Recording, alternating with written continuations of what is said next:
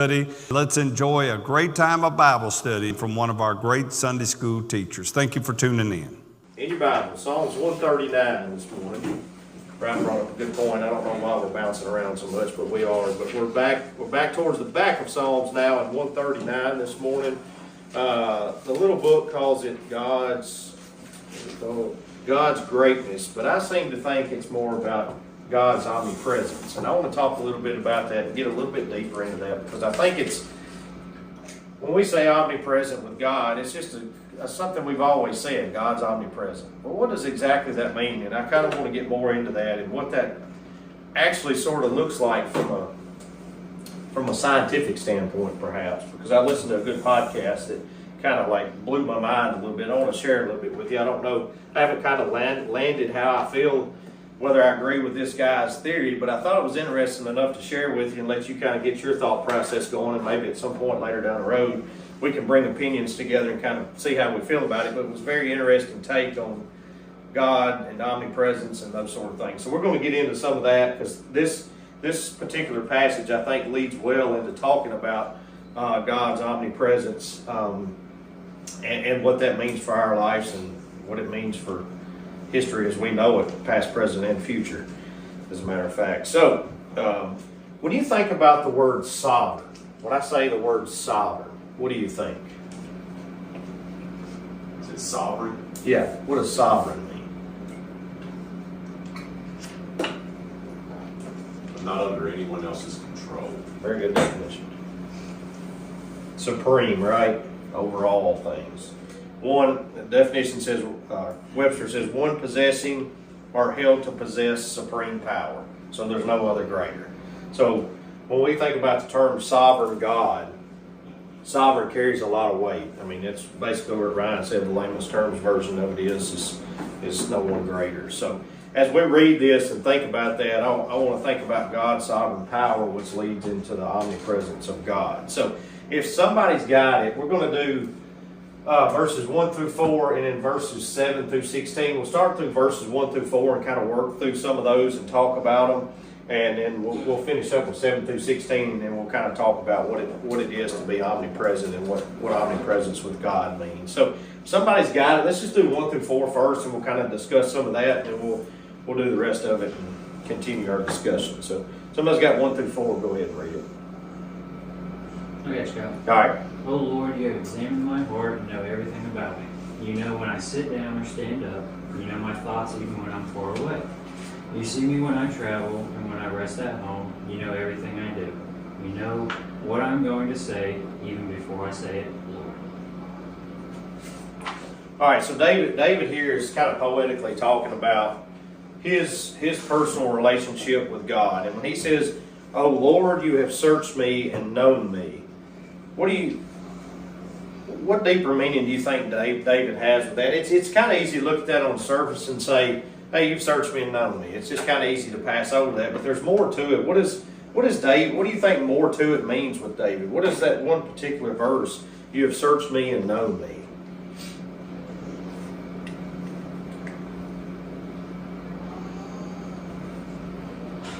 What makes that unique, by the way he talks about it? "Oh Lord, you have searched me and known me." It'd be easy for him to say, "God, you have searched and known the world," right? You have searched and known, creation. But he doesn't. What does David say there? He includes an important word, me, right? He includes an important word, me. You have searched me and know me. It's just not that God knows everything. He knows me. It's not that God is everywhere. He's everywhere with what? With me. So that's what David's saying here. It's just not that God created everything. He created me. So again, David is establishing in this particular poem the very intense personal relationship that he has with God. David is very good at shutting out the rest of the world and thinking about his relationship with God in a bubble. And he kind of establishes that in verse 1. You know when I sit down and when I rise up, you discern my thoughts from afar. It's interesting here. Why is David putting in this poem these mundane tasks of sitting down and rising up? I mean, that's how many times do you sit up and rise? How many times do you sit down and rise up in a day? I mean, is there a number you can even put on it? Think about for those who have desk jobs or those who drive and get in and out of a truck, like I mean, it's unbelievable. Think how many times you probably sit down and rise up. I'll do it 4 or 5 times in here. So why is it kind of interesting that David points out the mundane task of sitting up and rising down, or rising up and sitting down? Something only God would know, because you don't keep track of it. Yeah. It's like the hairs on your head. Right. It's such a mundane task, right? I mean, we just do it easily. It's just up, down, up, down. That's like a song, isn't it? Isn't it a country song? Up, down, I think. Song and everything. But the point is God is involved in just the most simple, mundane things in our life. He knows exactly what that is. He cares for us on such an intimate level that he even knows our daily task of what we're doing. Is sitting up and sitting down and standing up. So again, David, and to your point, Matthew 10:30 says this, but even the hairs on your head are numbered. Now, some people it doesn't take long to number than others, but and Job 31:4 says, does not he see my ways and number all my steps? So Job even takes it a step further, that God knows how many steps you take every day. So it just shows to the intimate level that God has with his people, that he even knows the exact number of steps you take a day. He knows how many hairs on your head. He knows how many times you breathe in and breathe out. That's the awesomeness of the Creator, that he knows even the tiniest things about us. And David is saying that God even knows, when he talks about his thoughts, the second half of that verse, you discern my thoughts from afar. Well, why does David talk about the thoughts from afar? You think about, I don't really think that, do you think that means distance, that God is far away and he thinks about his thoughts? In other words, is he saying, God, you think about my thoughts even though you're physically far away? No. Nah. What do you think it means, Brian? I've always thought it meant in advance, like he knows Yeah. ahead of what's going to happen. Yeah, I would agree with that, and that's going to lead into our conversation about this.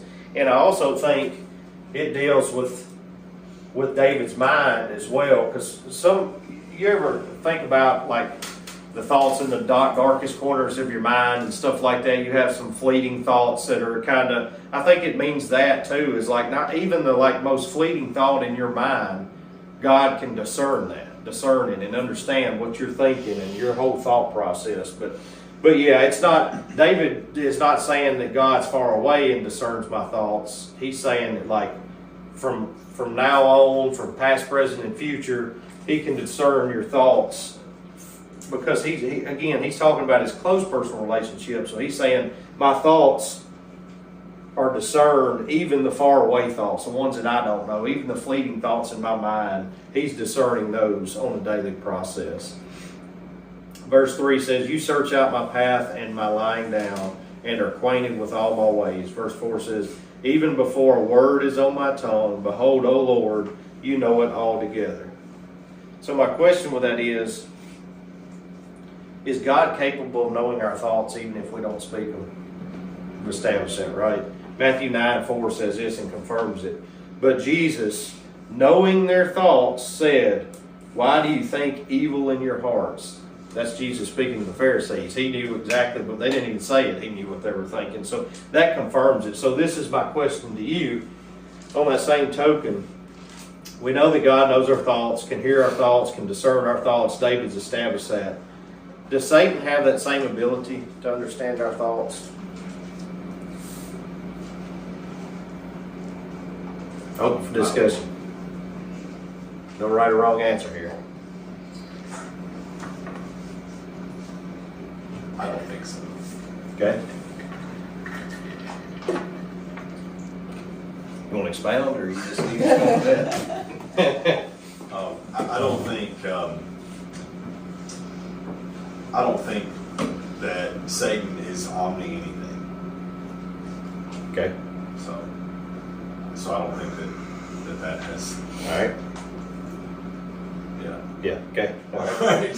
No, I didn't want to cut you off. No, I didn't want to cut you off. No, No, go ahead. I was listening to a podcast recently, and we were listening to it actually on the way out of town last week. We were headed and it was, demonology was one of the, Yeah. was the topic, and it was really fascinating to hear kind of the biblical breakdown. I can't probably recite any of the scripture right now, but of what Satan is, and that Satan is not, we oftentimes will say that Satan made me do it, or Satan Right. tempted me, and this particular pastor made a point.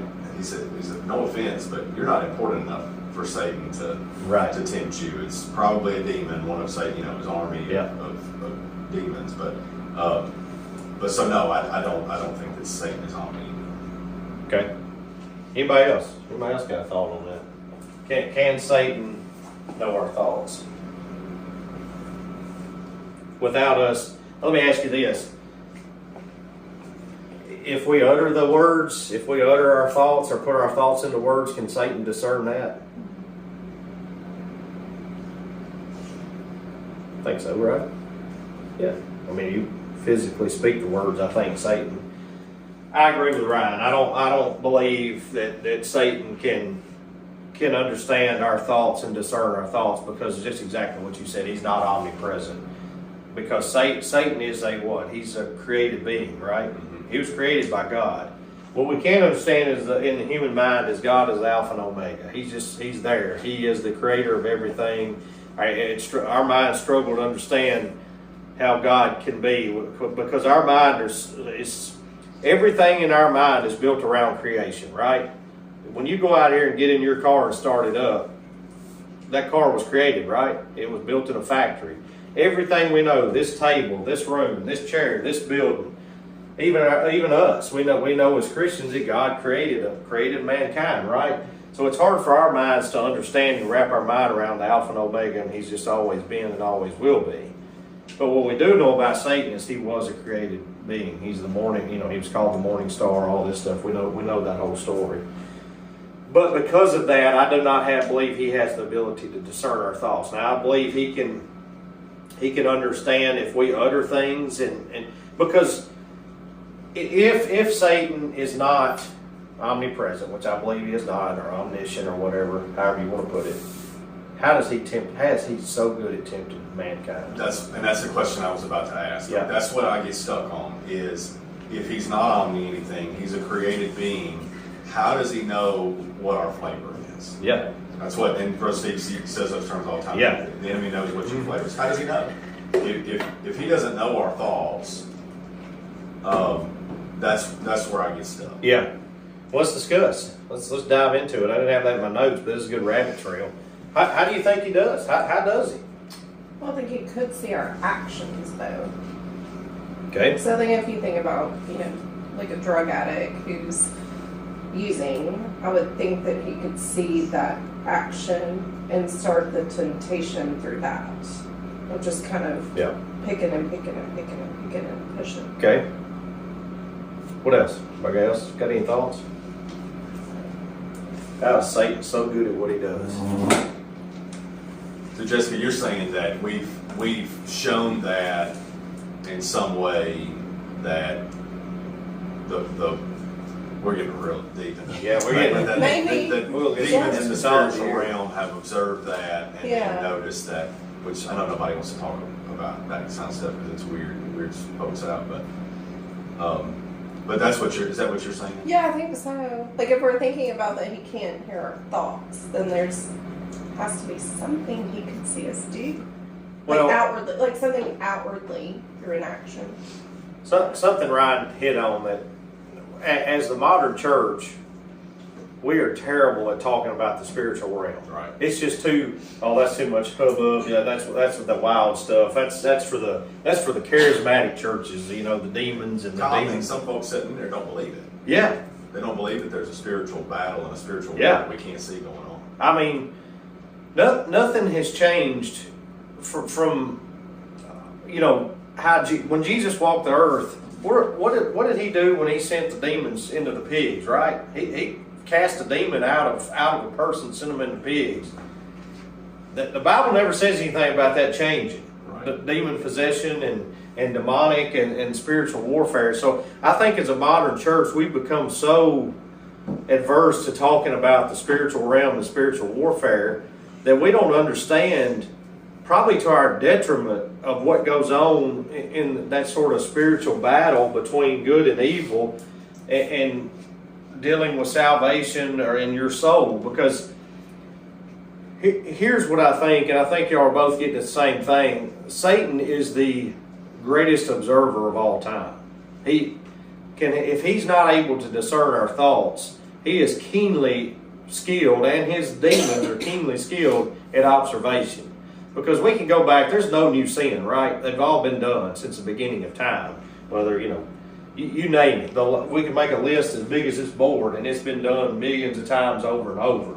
So, he knows, he's got the list and knows which buttons to push. But I really believe we give him the roadmap through observation of how to push us and how to tempt us by just some of our behaviors. I think now it's probably easier for him than ever, because you can sit there and you can figure out if Google, the algorithm, can figure out what you like and what you like to look at, then Satan's got his own algorithm that's even better than that. He knows the buttons to push. And I think, honestly, sometimes he probably does some fishing. He just, hey, let me throw this at him and see if it sticks. And all it takes is that one time to really hit, and he puts that foothold in and starts working it.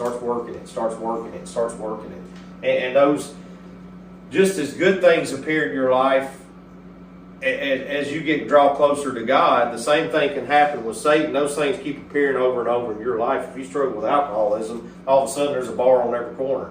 If you struggle with adultery, all of a sudden there's somebody at the office flirting with you. It just seems like those things just pile up on you. And that's where Satan and his demon team of demons, that's what they do. And to your point, it's a pretty good point. It's like Satan's too busy for you, because there's a host of demons that do his bidding and do his work. So that's how I believe, through the ultimate observation and just knowing human nature. Satan knows human nature, right?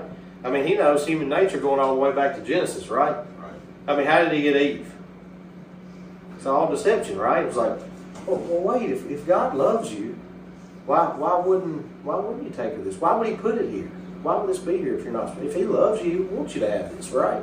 Right. And I think that sometimes we don't think about how Satan tempts. Sometimes it seems like the best thing in the world, right?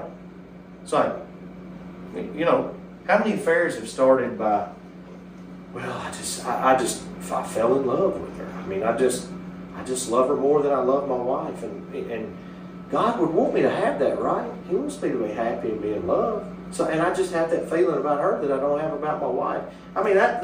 That is Satan using and putting in a little gold wrapper and saying, well, he wants you to be happy. Destroy your family. It's okay. Your kids, don't worry about any of that. It's all about your happiness. He wants you to be happy. And if you love her more than you love your wife, then that's what God wants. And that's how Satan does, is he packages it up in a nice little package and says, it's fine. It's what God would want you to have. So all that said, I think that's how, to your point, I think he just observes and knows the human nature and understands, but he doesn't have that ability that God has to know our thoughts and to discern our thoughts and understand what we need and what we need to be spiritually fed. And I don't think I meant that to be in a dismissive way, and I don't think that the podcast is like you're not important enough for Satan. Right. What Satan is intent on destroying everybody that is trying to do something for the kingdom. I think it's a matter of Satan, because we've established Satan can't be everywhere all at once. So he has an army. So he can only be, so he's focused on the big targets, right? Yep. We know from the Bible who he took out into the wilderness and tempted, right? Because that was important. We know that it was him that showed up in the Garden of Eden. So he's there, and I think the podcast made the point that pretty sure Billy Graham was probably encountered Satan, right? But for sure, us, the average Christian, probably won't. But that doesn't make it any less serious about the threat that we're under from the enemy. Yeah, because Satan has an organization. He has probably an established hierarchy of how he does things. And to your point, he's not, unlike God, he's not able to be all places at all times. So he delegates. I'm sure he does. And like you said, he's busy with Christ and Peter, Paul, those type guys. Satan really focused in on trying to hone in like you said, the probably the moderns speaking, the Billy Grahams of the world, and probably just ministers, in general, people that are trying to actively spread the gospel. But yeah, to your point, I think, and that's something we struggle to understand, is like there's an active evil force constantly trying to destroy the kingdom of God. We should do a 6-week series on demons. Yes, we should. I'll see if I can bring somebody in for that. Yeah. Cole said he'll handle it. Yeah, that's right up Cole's alley. Cole will have a 6 week, a fall series by Cole Freeman. But it is interesting to think about it. We're going to talk a little bit more and get just probably a little bit deeper. Should have wore your boots this morning. Look, Cole did, so he's in good shape. Rest of us are in trouble, but we'll talk more about that. But then that was just kind of a rabbit trail we got down. And it is something to study and understand. And again, I think we failed as a modern church of understanding the spiritual realm and what goes on, and even honestly demon possession and some of that stuff that I think probably still happens, that we just don't talk about. We just kind of push aside. And the modern church just does not like the discussion of the spiritual realm. It's just a little bit too far left field for some people to discuss, but I think it's a very real thing. So, not to get too far down your rabbit trail, but I think in my brain it also makes me think about, you mentioned casting out demons and into pigs, and that probably just didn't stop.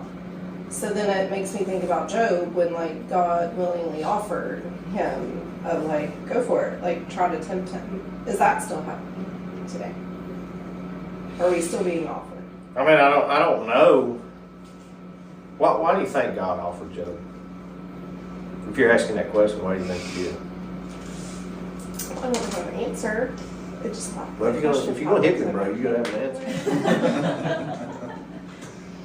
That's just the next question. Yeah. Popped into my head. I mean, we know Job and his character and how good a person, but why in the world would God offer him up?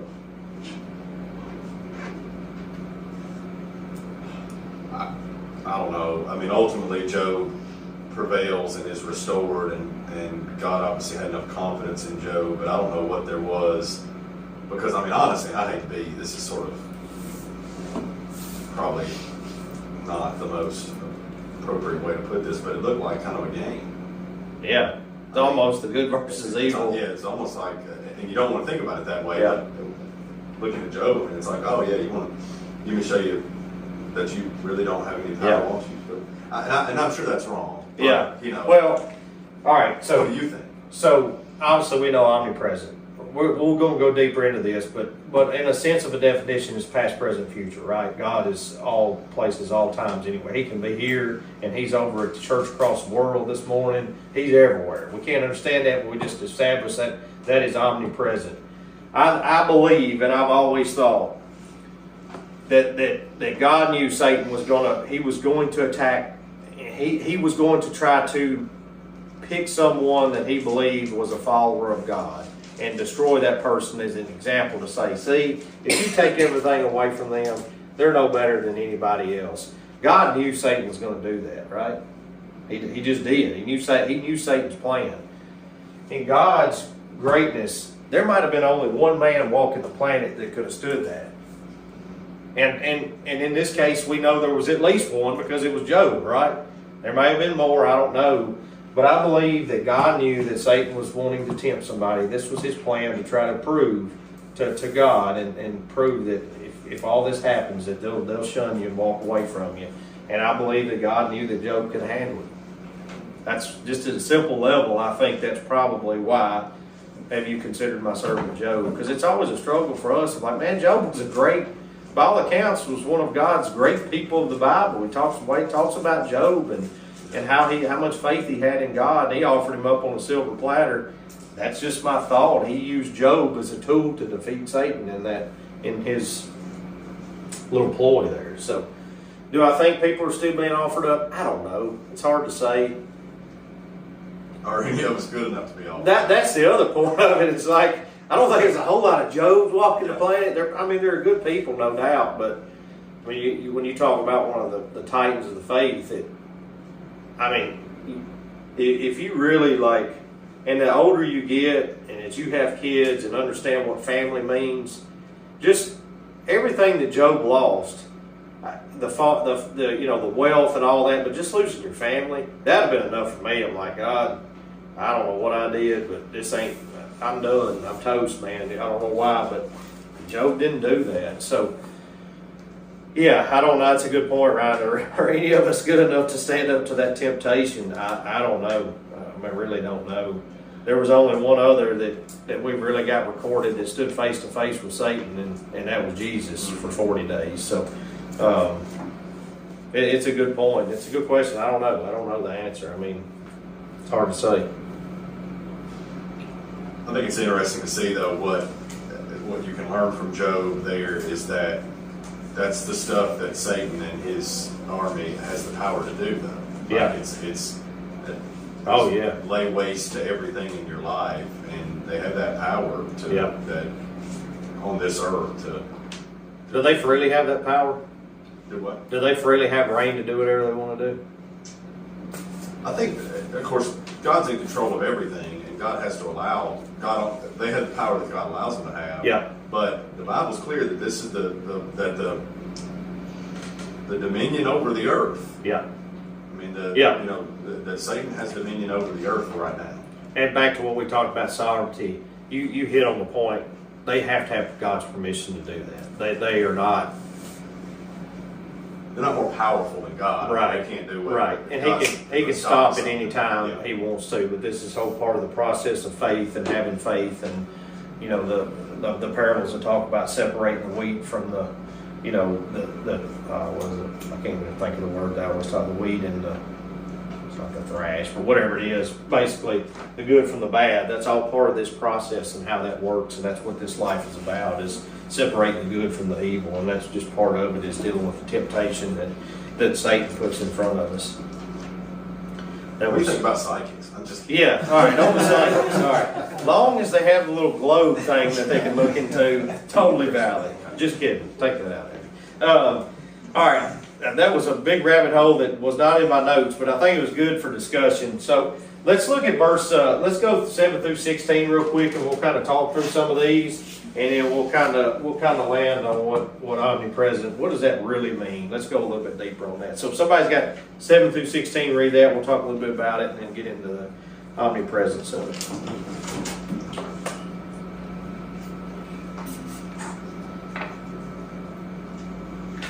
I'll read it. Where can I go to escape your spirit? Where can I flee from your presence? If I go up to heaven, you are there. If I make my bed in Sheol, you are there. If I fly on the wings of the dawn and settle down on the western horizon, even there your hand will lead me.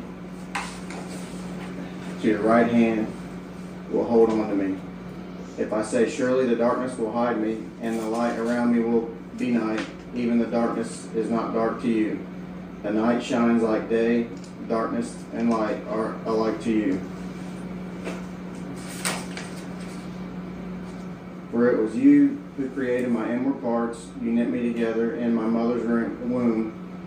I will praise you because I have been remarkably and wondrously made. Your works are wondrous, and I know this very well. My bones were not hidden from you when I was made in secret. When I was formed in the depths of the earth, your eyes saw me when I was formless. All my days were written in your book and planned before a single one of them began. Thank you. Couple of those verses in there you've probably seen on some walls in some houses about being fearfully and wonderfully made, and it's very powerful scripture talking about God's understanding and his involvement in life and forming life.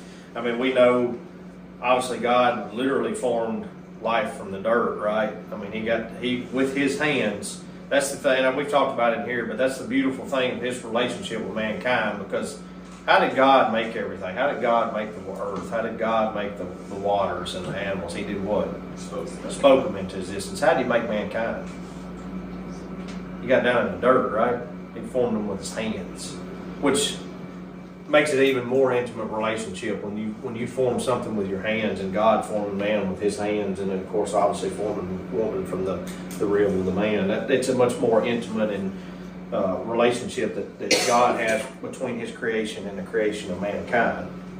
So let's look at verse 7. Where shall I go Where shall I go from your spirit, or where shall I flee from your presence?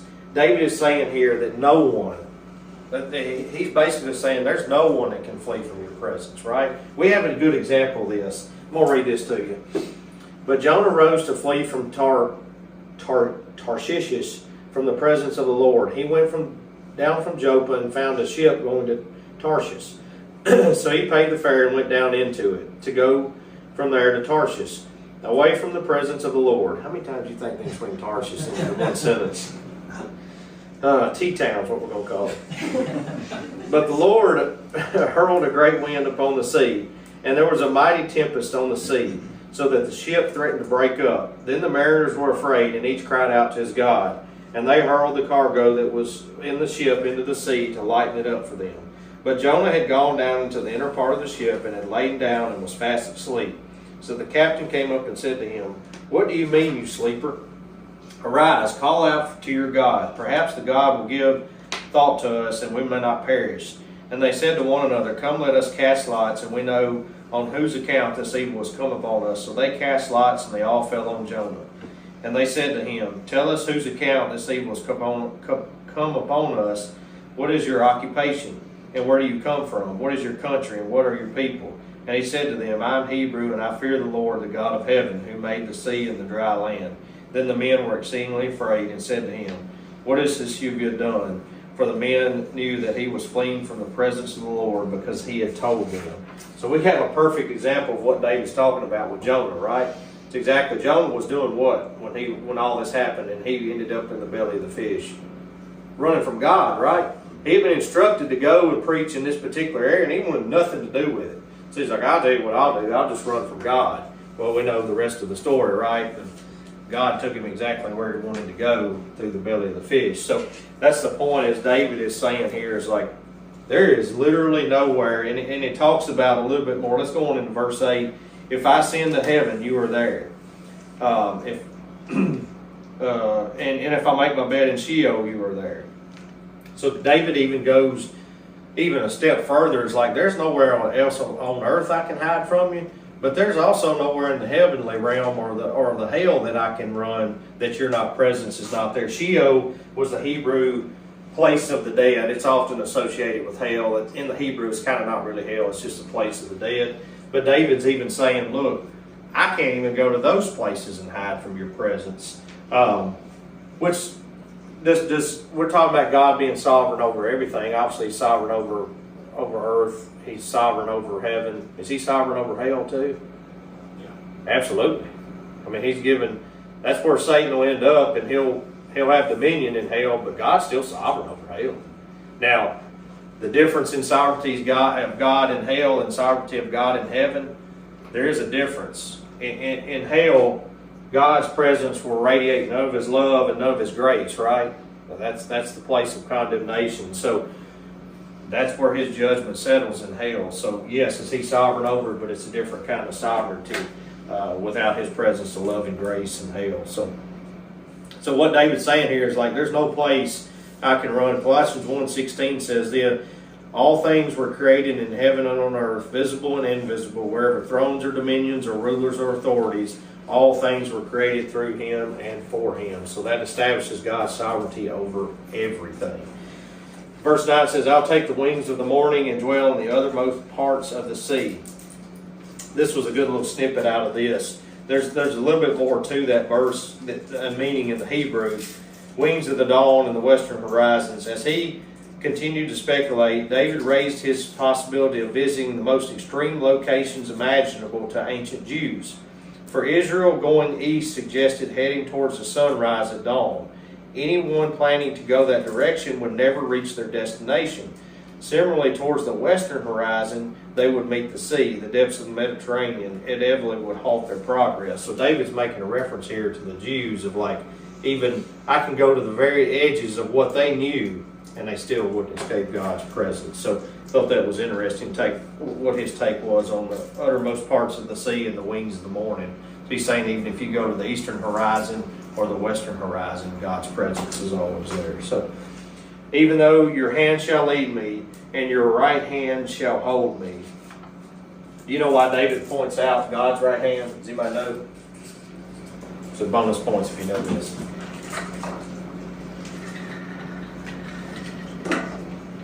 Why does he say right hand and not just the hand of God?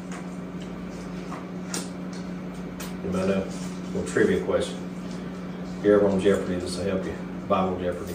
So the right hand in Hebrew was the hand of power and strength. That most people were right-handed, I guess. I don't know, but that was what that meant in Jew. Like the right hand signified power and strength. So David was saying that God wasn't even holding him in his hand. He was holding him in his hand of power and strength, God's power and strength. That's how much he loves him. So that's what that means. Verse 11, 12 said, surely the darkness shall cover me, and the light about me night. Even the darkness is not dark to you, the night is bright as the day. For darkness is as light with you. In other words, God is saying David is saying there's no darkness from the kingdom of God, right? Why is that? Why is there no darkness when it comes to God? Remember what happened to Moses when he was in the presence of God? Remember what happened to him? Remember his face? Every time he would talk to God, his face would glow, right? So, what David's saying, God is what? He's light. He's pure light, right? Even to the point of, he couldn't show Moses his full form, right? Because it would kill Moses. He hid him in the cleft of the rock and let him see his glory pass by. The pure present light of God, we can't even look at that because it would kill us. John 1:5 says this message we have heard from him and proclaim to you, that God is light and in him no darkness at all. So literally there is no dark dwelling in God whatsoever. He is the purest form of light. Verse 13 says, for you formed my inner parts, you knitted me together in my mother's womb. David here is speaking about, and it goes on before, I praise you, for I am fearfully and wonderfully made. Wonderful are your works. My soul knows it very well. David gets into the intimate part of God knowing when he was formed in his mother's womb. And it talks about, my frame was not hidden from you when I was being made in secret, intricately woven in the depths of the earth. David is poetically talking about the mother's womb. And still to this day is probably the most secret thing in the world from life forming, right? We understand from scientifically how that all works and how a life is formed in a mother's womb, but it's still a mystery to us. It's still unbelievable that can happen, right? It just doesn't really humanly make sense that that's how life is formed. And other than seeing a baby kicking and all that, it's not something we can see, and it's happening, and that life is being formed in there, and that's what David's talking about. Like, that's the most intimate, secret place when I was being formed, and even you were there, and you saw all of it. So David is again talking about God's involvement and him being knitted together, and again it goes to God's omnipresence. He said he knew David before even all this happened, right? Before he was conceived. So, and if there's any doubt about when life starts forming, David clears it up here when he's talking about being knitted together in the womb. So life happens at conception in my mind, no doubt. So verse 15, my frame was not hidden from you when I was being made in secret. We talked about that. Your eyes saw my unformed substance in the book. In your book were written, every one of them, the days that were formed for me, when as yet there was none of them. So David here is talking about what? The past, present, and future. God knew David before he was even, was that old saying, a twinkling in your father's eye? He's talking about he knew David even before then. He knew David when he was being formed in his womb, and he knew his plans that he had for David all along. So this gets into talking about omnipresence. So David is basically saying here is God is omnipresent. He doesn't come out and say it, but that's what he's hinting at when he says, your eyes saw my unformed substance. In your book were written, every one of them, the days that were formed for me, when as yet there was none of them. So he's saying before even those days, you knew about them. So let's talk about for a second, kind of wrap with this. We always give it lip service about, oh, God's omnipresent. Okay, cool. That's awesome. That's really cool. What does that mean? What does God's omnipresence mean? We talked about it a little bit, but he can be everywhere, anywhere, all the time, right? He's here with us, he's here with other churches, he's here with, you name it, all over, everywhere. Is that just the earth too? No, that's everywhere. Well, we know and don't know. Well, how's that possible? Again, we don't understand it, but let's just for fun, let's have a discussion about what that means and how that works. So how in the world is God omnipresent, and what does that mean?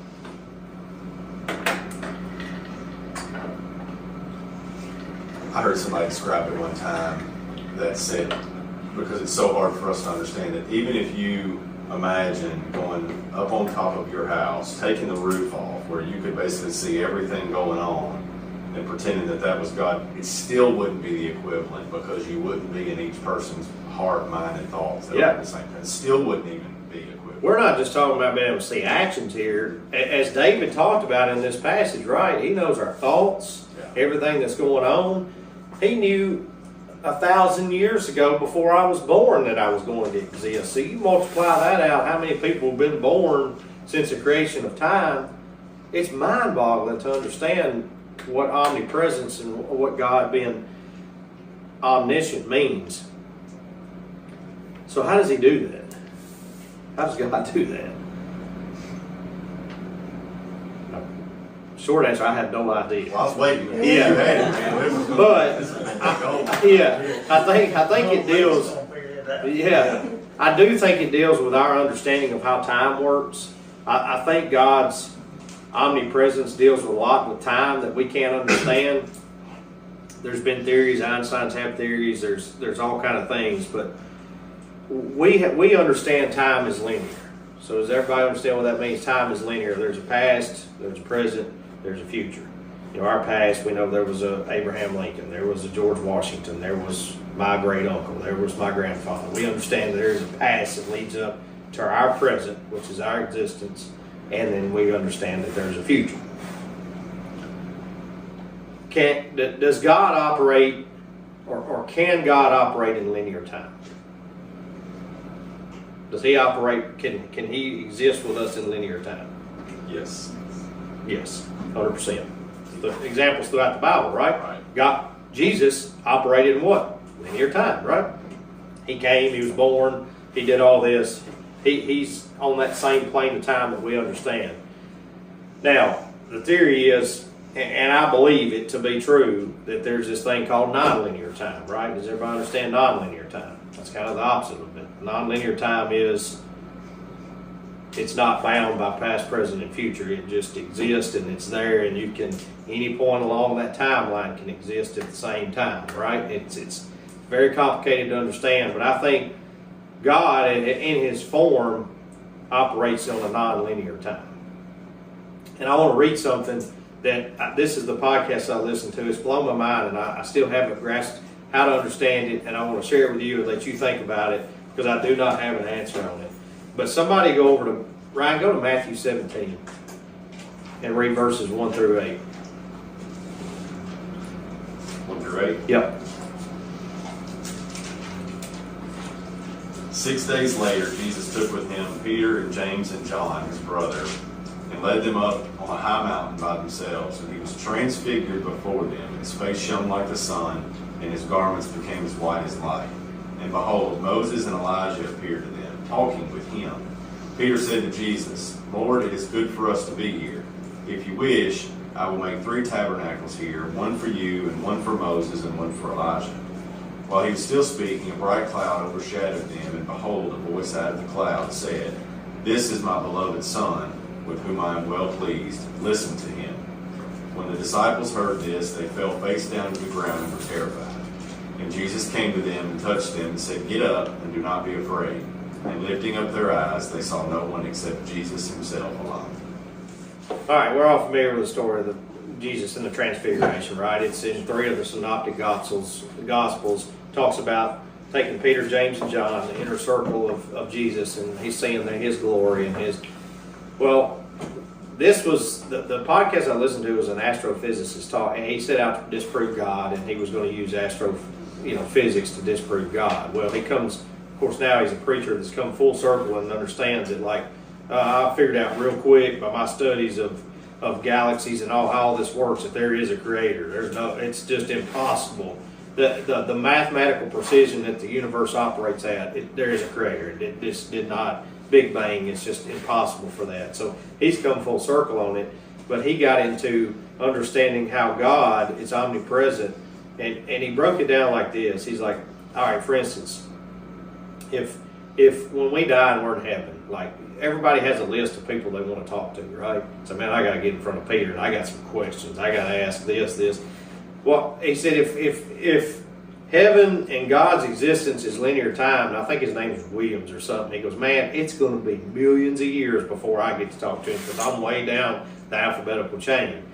But his understanding of time and nonlinear time, he's like, well, nonlinear time, multiple things can happen at multiple times. You know, Peter can have a conversation with Ryan and have a conversation with me at the same time. So his whole theory was based around how God is omnipresent as he operates outside of time we understand.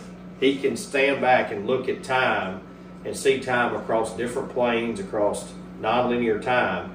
And he said, I believe that the Mount of Transfiguration was God showing an example of operating outside of time.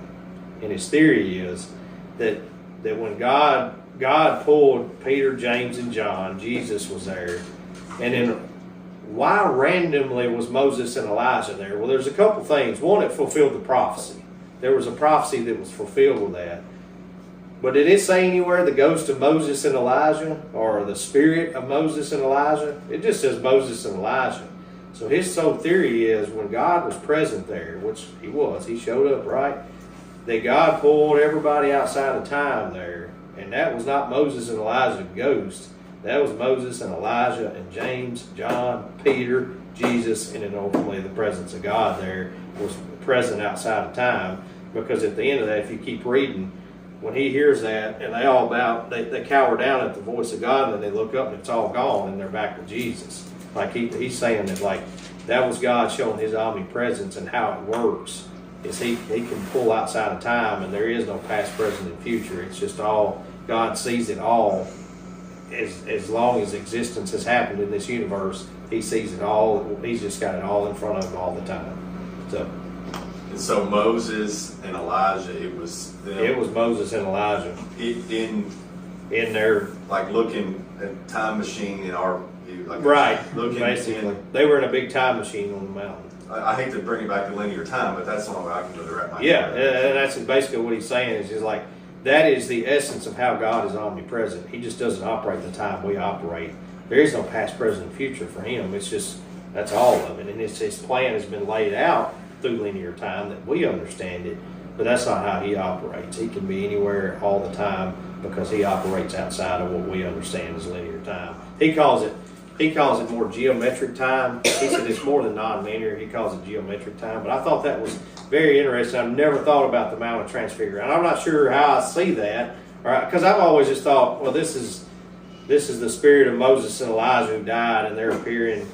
But it just never really says it like that. It's just like, oh, here's Moses and Elijah too. Well, what I've wondered is how do they know it was Moses? How do Right. they know it's Moses and Elijah? Yeah. I mean, Jesus doesn't tell them, hey, that's Moses. Yeah. And that's You Elijah. guys haven't met. Let me introduce you to Moses and Yeah. Elijah.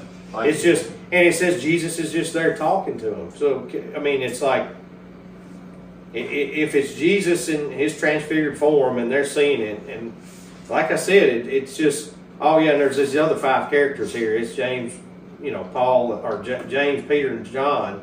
Oh yeah, Moses and Elijah.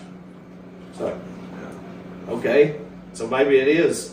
And there's the presence of God there too. And it's this obviously spiritual realm that they're dealing in, that they're seeing the transfigured Jesus. But I thought that was interesting. That's how he kind of got his mind around the omnipresence of God. It's like, we can't understand God because we're bound by time, but he is not. He is not bound by time. He sees the time that Moses lived just the same as the time Ryan lived.